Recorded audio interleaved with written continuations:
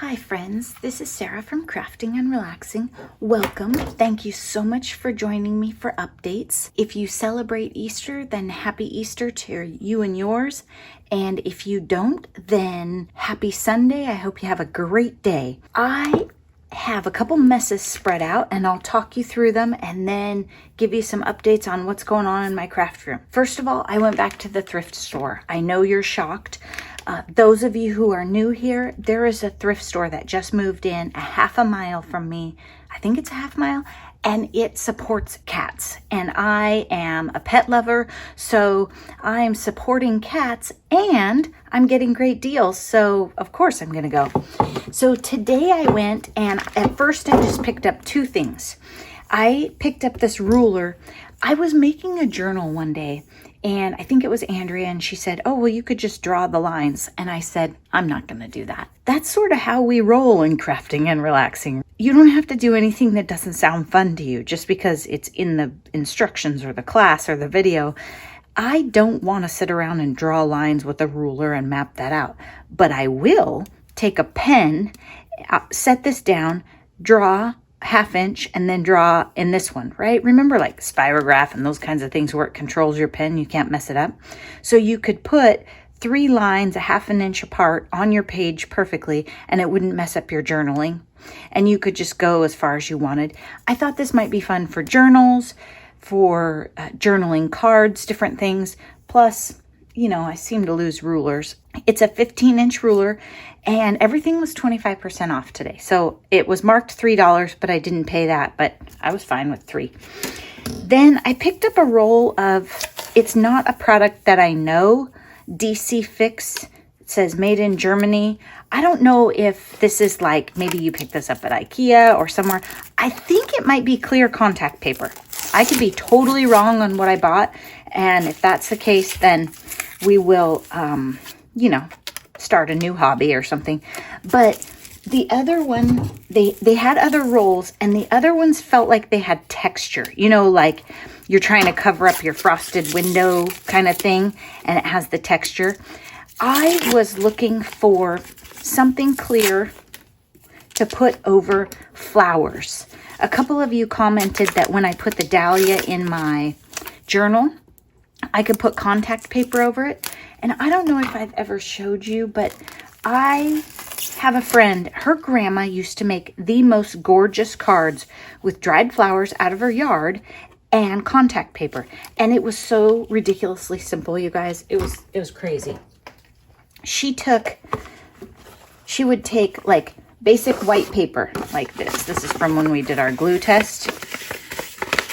And she would lay something like this, and then she would put contact paper over it. And sometimes the contact paper would be trimmed in a circle, and this stalk might be a little shorter.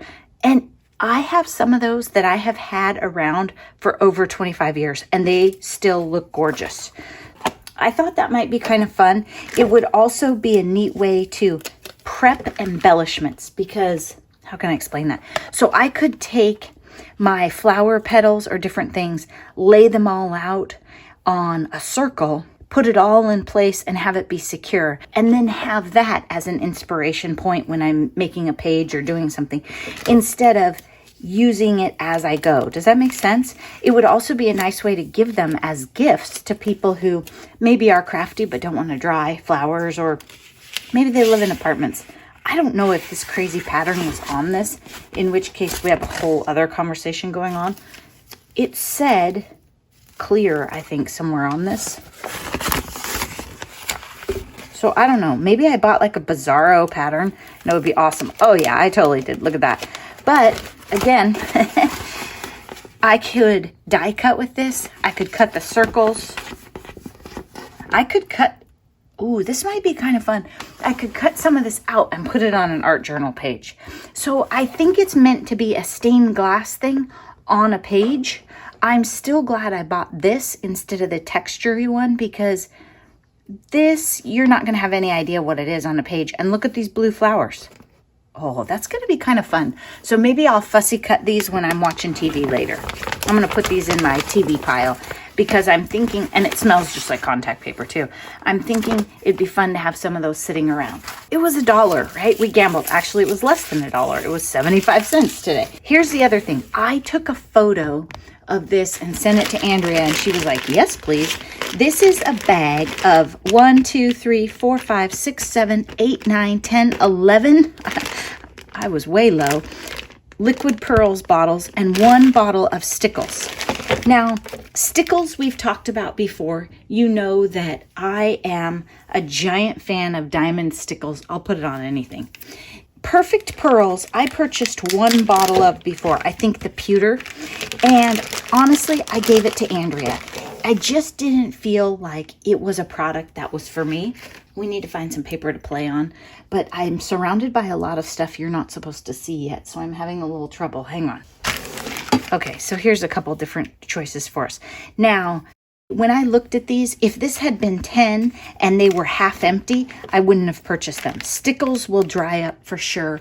I don't know a lot about Liquid Pearls because, like I said, I've only used it a couple times. It says on the bottle, dimensional pearlescent paint. I think it's supposed to be comparable maybe to Nuvo drops, which I didn't really know and I had never tried. So let's try making a dot and leaving it. And those of you who are really good at Nuvo drops can watch me and be terrified. I know that if it's a little warmer in the room, that helps, which it is right now. I'm going to try one more. But I made like a, I don't know. I didn't do the whoop-dee at the end, you know, to get the nice circle finish. So it's like a Hershey Kiss. And I don't like them like that. Okay. I tried to do just little tiny dots like you could do with Nuvo on those flowers. It does that. That's not really what Andrea's buying it for. She's the one that's my mixed media and paint pouring friend. And one thing that we do with these a lot, I don't know how this cleans out of brushes. So if you see me doing this, don't necessarily copy from me. And then, okay, I have tea, but I don't seem to have water at this point. So you can spread this out. So you could paint with it. You could decorate flower petals with it. That's what I've used it for, is decorating my embellishments.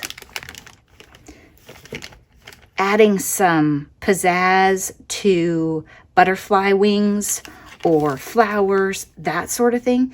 I can't remember what my logic was when I chose my color before.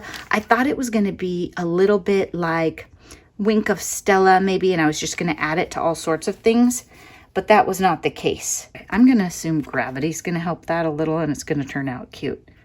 But that is what Liquid Pearls looks like. So if you see them in the stores, it's not like Stickles where it's glitter, but if you're not really a glitter kind of person, then maybe you would rather have these. They are gorgeous, and you can water them down more. I just couldn't find my spray bottle. And I wouldn't have sprayed the paper. I would have sprayed the brush. I am going to see Andrea and give these to her tomorrow, so I'm probably going to play with them in advance. Just a little bit. I mean, you know, she's in it for $7.50. I bet I can use like a whole 3 cents worth. I like this blue one a lot, and there's a copper. Look at this one, copper. And these are a Ranger product. They are made in the US. There we go. Buy them all. And I think this one probably would look lovely on all of your spring projects. Bisque, if you were doing something like this where you were just adding highlights with it. So anyway, that's Liquid Pearls. I looked at this bag. This was a case of, if I bought them, there's no way I would use them all. Had they left them separate, I probably would have grabbed a couple and then asked Andrea if she wanted some too. But I just thought, oh, I was overwhelmed by the amount of them. Andrea uses a lot of product because she does mixed media. She's not making cards. When you do mixed media, you're layering stuff up, and she goes through a lot more paint and stuff than I do too. Those would be kind of fun on a journal page though, wouldn't they, in an art journal? So I think in about like 3 hours, that's going to dry and look cool. I don't know. Uh-oh. This is also why I shouldn't have these kind of products. I laid something on that. And then somewhere, there's something that's blue on the back, right? Here's the other thing I did this week.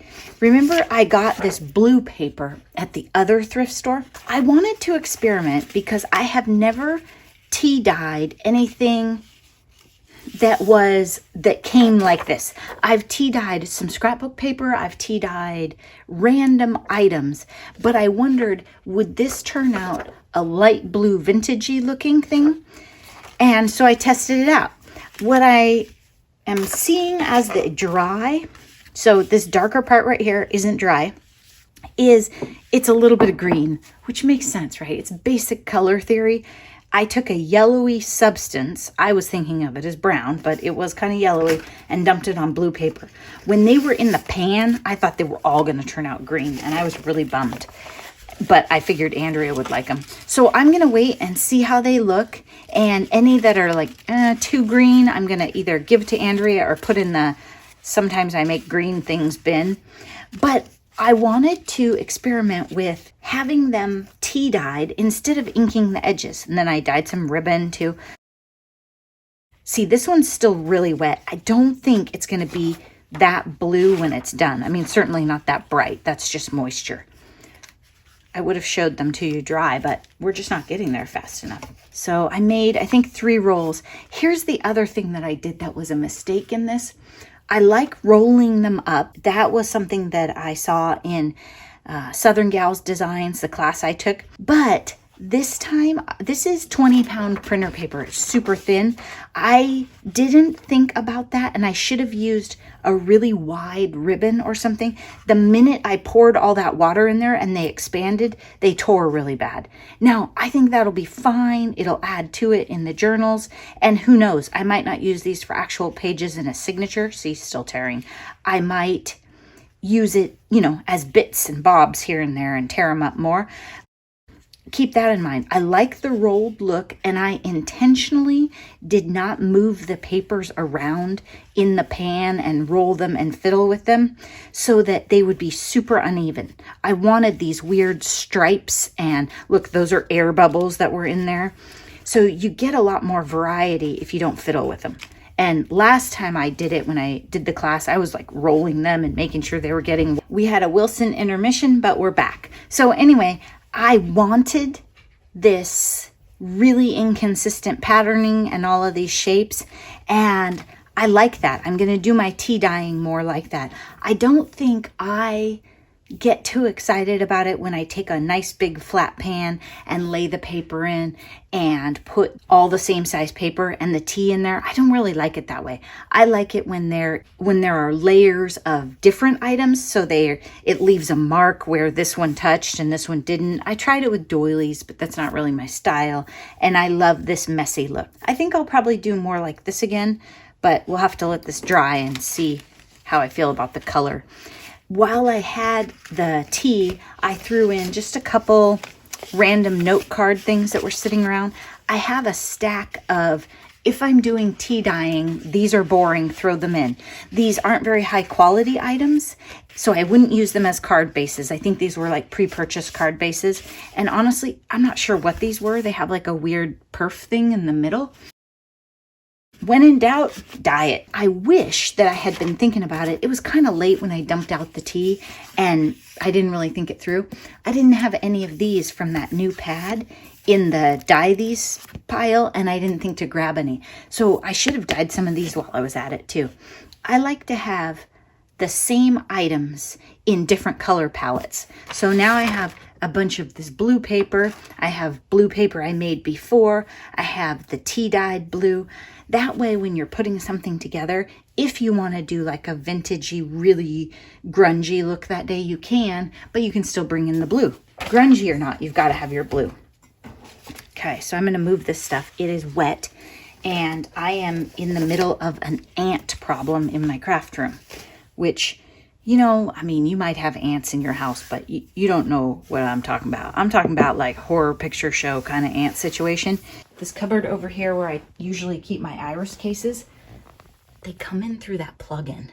I'm gonna clean this all out so that when the exterminator comes, it's accessible. The last time we had the problem was a long time before I got all these free cabinets. That wall got super scary, so I have a feeling that the cabinets are hiding the problem.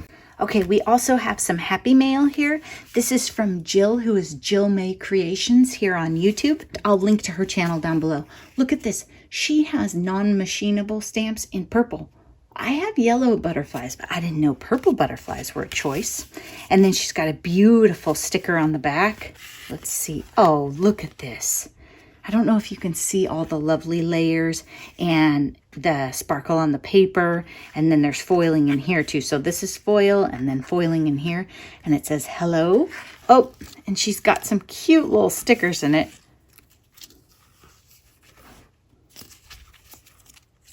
Fighting for happiness, sparkle every day, pursue ideal, make today great, good vibes only, follow your heart, make it work, think positive, be kind always.